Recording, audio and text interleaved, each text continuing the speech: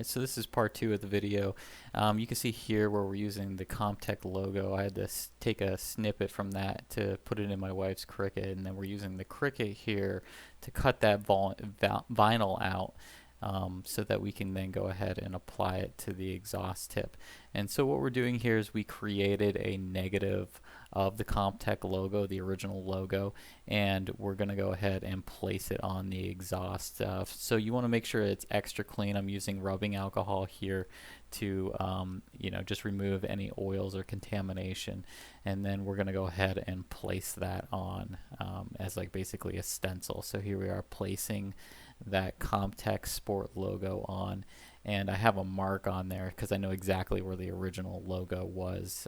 So I'm just lining it up here, and it's not rocket science. What we're doing here is basically just cutting out everything that you don't want, and then covering everything up so that when you apply the etching solution onto the exhaust, that it'll etch just the logo.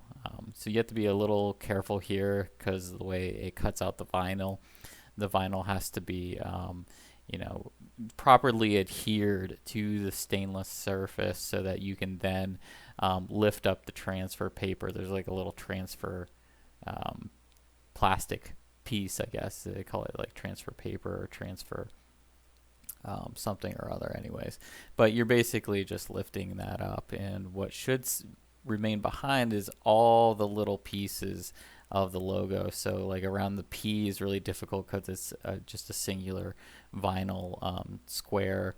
Same with the O. You got to make sure that that all stays there. So you got to be a little careful about what you're doing here so that things don't shift and then you have some awkward logo. And then that's just my wife making sure that I get it correctly. I'm wearing gloves because this etching solution will burn your hands. So here I am with a cup of the etching solution, and I'm basically just going to dab it on to the logo and just repeat that about 3 times so that you get proper coverage over it. And you can see that I've masked off everything around it. That's because as soon as this solution hits the stainless steel, it will leave a mark behind it, no matter how little time that you actually keep it on there. Like if you get it right away, you can see my wife's like trying to get that little drop so that it doesn't accidentally hit it. I kind of cupped up the tape there so that it wouldn't just run down the edge, it would stay. But I guess you could cover the whole thing up, and in retrospective I probably would have covered the whole exhaust up just to play it safe. But here I am just making sure that I cover everything in that logo.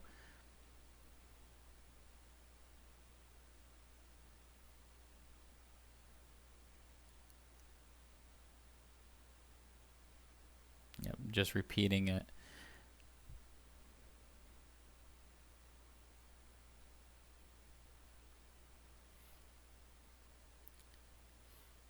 And so that's pretty much all you have to do. So very basic, right? Cotton balls, the ferrous sulfate, I believe it is, solution that etches into it. Went over that in 1. But here we are in 2. This is the other exhaust. I taped it up a little bit better, just showing you there. Okay, so I wanted to show you this. This is basically an up close. You can see that the stainless steel is already starting to etch. It doesn't take long, a couple minutes basically to keep it on there. And what you use is baking soda. So what I'm doing here is applying the baking soda to neutralize the acid that's etching it. Because if you leave it on there, it's just basically going to run. And so you have to do something to, 1, pick it up. And that's what the baking soda is doing. It's picking it up, but it's also neutralizing that pH so that you have a nice neutralized logo there. And all you have to do then is to remove everything. So it's real basic. Just as you can see here, I'm lifting it up and you'll see the finished product here. So just to remind everybody that there was nothing here. There was no remnants of the logo after I polished it out. And that's pretty typical. Once you polish it, you're removing it. So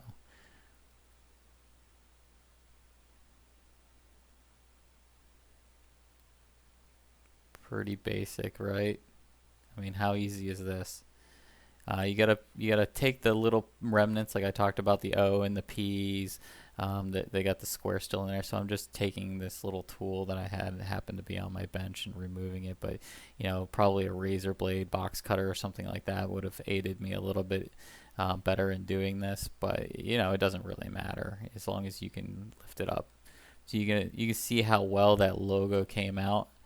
I mean, that's like straight from Comptech. They probably laser etched this, obviously, but for our intents and purposes, you're not going to be able to tell the difference between laser etching and, this finished product right here. Look at that. I mean, that is like picture perfect, right?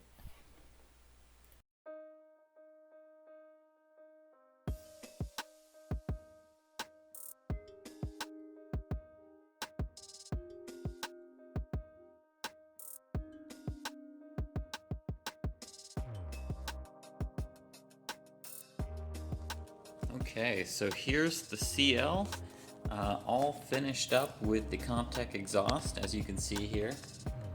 We did a great job fixing a lot of the damage that was done from the years of driving in a northeast environment. Not perfect, but I think it still is a good upgrade. We'll go out and take this on a cruise. And so I can show you the, you can listen to the exhaust note.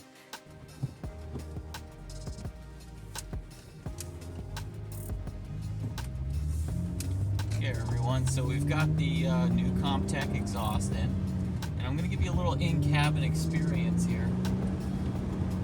So we're going to be going through some turns up here in a bit, and basically what I wanted to show you was the difference between the stock and the Comptech. So we've got, just a reminder, we've got Comptech intake, we've got Comptech headers, we've got axle back freshly installed. And so what this video is really going to show us is what's the in-cabin sound like. So we're at about 3,000 RPMs, and let's go ahead and give it a rip.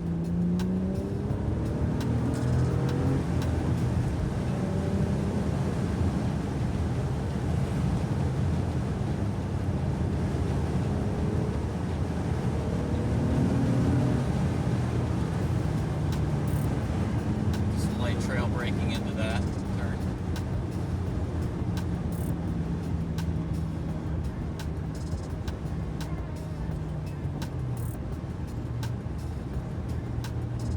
Got some traffic coming up here, so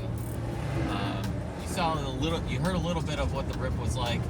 So that was about up to 5,500 RPMs, and this car, the Redline's about 6,800. But you can get the sound of it. There's a little bit of wind sound from the sunroof because I have it open right now. But you can hear that exhaust tone. And with the window down, you get it even better. But I really just wanted to, show what that audible sound is like. Definitely a big difference. I would say that it's about double the exhaust note of the stock intake. So we're really seeing what that exhaust note sounds like now.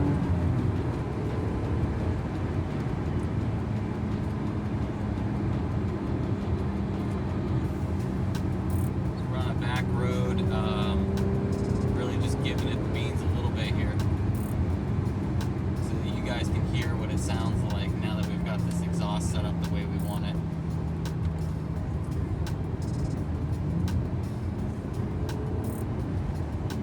Not going 10/10ths, we're going pretty much 8/10ths.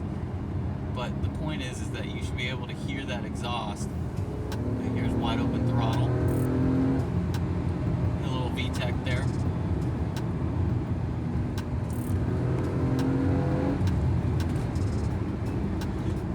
And we're coming up on some slower traffic now. But that should pretty much illustrate what we're talking about. And what I'm trying to show you guys is that this exhaust is really a choice upgrade. It's mild when you want it to be and extreme when you need it to be. So what I find is that when I'm driving through town with it on, like just kind of going through low RPM ranges, that you really don't get a lot of drone, in that it's really subdued, instead of like that exhaust that you may be relate to and maybe synonymous with like the early 2000s and the Fast and the Furious and all that stuff. This is really an exhaust, I would say, for everyday enthusiasts who really just wants a good exhaust note when they're driving through the turns, and then when they're out with their date, or their wife cruising around, that she's not going to be offended by this. And I actually took this car out this weekend, went to a Cars and Coffee with my wife, and was like, what do you think of this exhaust? And she was like, this isn't that bad, going through town. And you can actually hit an RPM range where you actually don't hear any exhaust note. So it's quite interesting that there's a nice balance with this exhaust.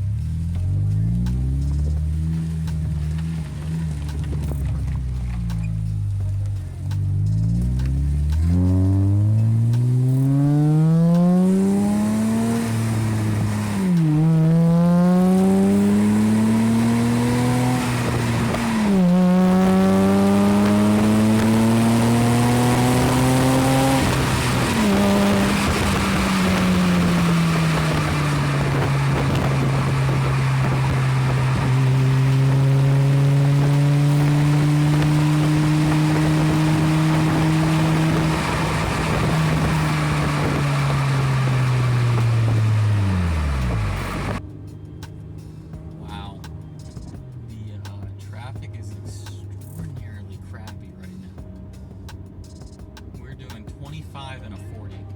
I can't make this up.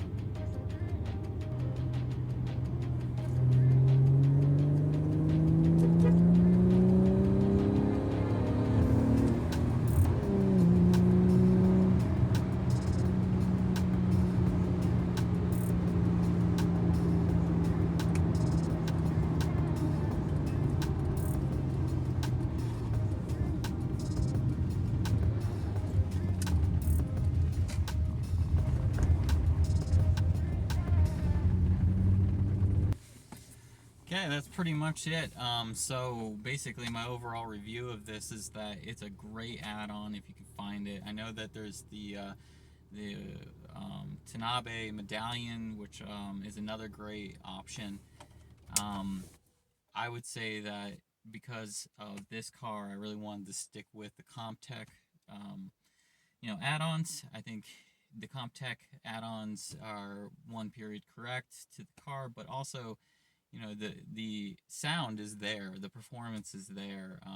I would say that the fact that this car at full throttle with a limited slip differential has a little bit of torque steer makes me think that we're closer to like that 300 number, obviously at the crank, not at the wheels, which is about all I could ask for in a a fun cruiser car for the weekend. So my overall opinion is, if you can find these, do it. Go ahead and refurbish them, even if they are kind of crappy. What I'll say about the cost is that I paid $250 shipped when I found these. They were noticeably in rough conditions. You saw that the flanges were cut off, and that we needed to weld these on. So all in, I was about $700 to get the flanges welded back on with stainless steel and to have everything lined up, which was about 4 hours of labor. And yeah, it's a great addition, so highly recommend it. Guys, go ahead and subscribe, like the channel if you feel so inclined, and I'll see you on the next one.